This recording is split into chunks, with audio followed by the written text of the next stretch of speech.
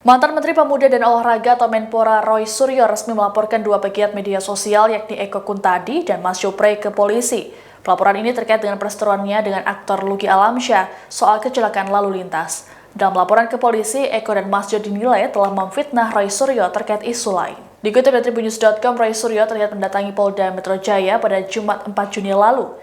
Dalam akun Twitter pribadi miliknya, Roy Suryo menyampaikan rasa syukurnya karena polisi telah menangani kasus ini dengan cepat. Dalam rilis yang diterima oleh awak media, terkait laporan ini kasus telah naik ke tahap penyelidikan, sehingga pemeriksaan saksi dan pelapor diagendakan digelar pada Senin 7 Juni siang hari ini. Terkait laporan ini, Roy menjelaskan dirinya mengalami kerugian imaterial karena merasa dicemarkan nama baiknya lewat media elektronik. Sebelumnya, kuasa hukum Roy Suryo, Pitra Romadoni Nasution menuding bahwa Eko Kuntadi dan Mas Jopre telah menghilangkan barang bukti. Barang bukti yang dimaksud yakni menghilangkan atau menghapus kata bertuliskan Roy Suryo dalam konten yang diunggah kanal YouTube 2045 dalam episode 36. Konten tersebut diketahui sebagai barang bukti yang diajukan Roy Suryo ke pihak kepolisian dalam kasus tudingan fitnah dan mencemarkan nama baik. Kasus ini bermula dari peristiwa kecelakaan lalu lintas yang melibatkan Roy Suryo dengan Lucky Alamsyah pada Sabtu 22 Mei malam. Kejadian ini berujung perseteruan antara keduanya hingga dibahas oleh Eko Kuntadi dan Mas Jopre di akun YouTube. Ya, oke. Baik. Terima kasih atas kehadirannya rekan-rekan semua. Pada hari ini yang pertama saya ingin mengaturkan terima kasih kepada lagi-lagi Polda Metro Jaya.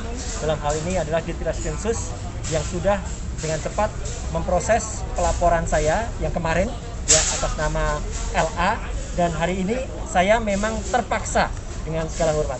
Saya terpaksa harus melaporkan lagi ya karena ada seorang buzzer ya, buzzer belakangnya pakai RP, buzzer.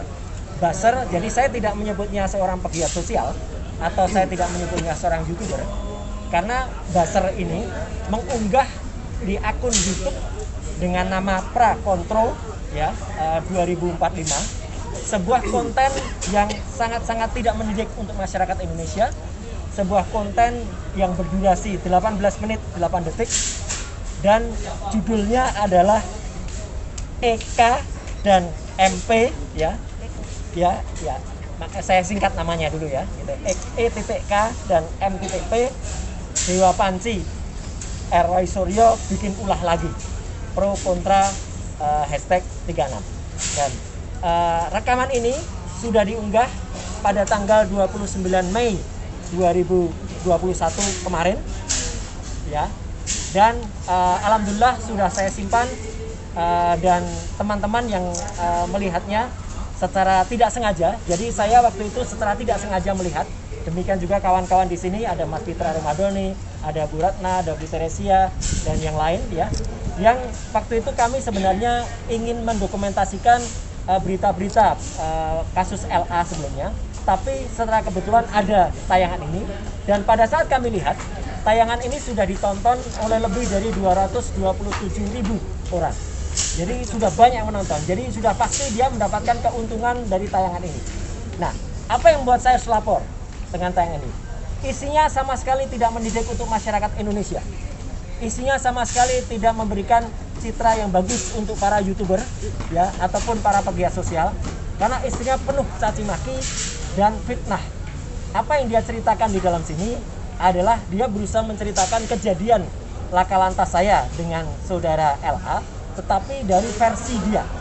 Dari versi dia yang sudah diputar balikkan fakta, dan bahkan dia sengaja menyebut beberapa kasus lain yang mana kasus-kasus itu dia putar balikkan seluruhnya.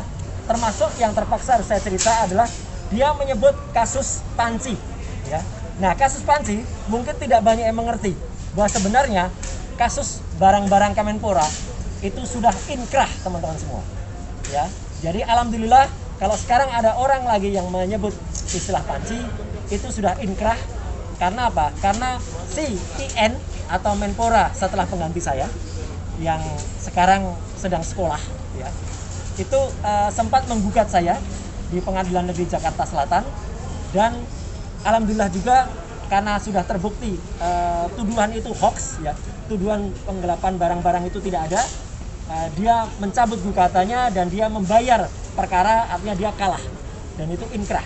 Jadi sekali lagi di sini saya ingin menyampaikan bahwa kasus Kemenpora itu sebenarnya sudah inkrah semenjak tanggal 29 Mei 2019.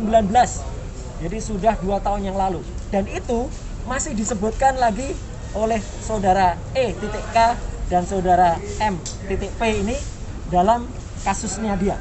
Demikian informasi dalam Tribun News Update kali ini. Nantikan terus informasi terbaru lainnya hanya di kanal YouTube tribunnews.com.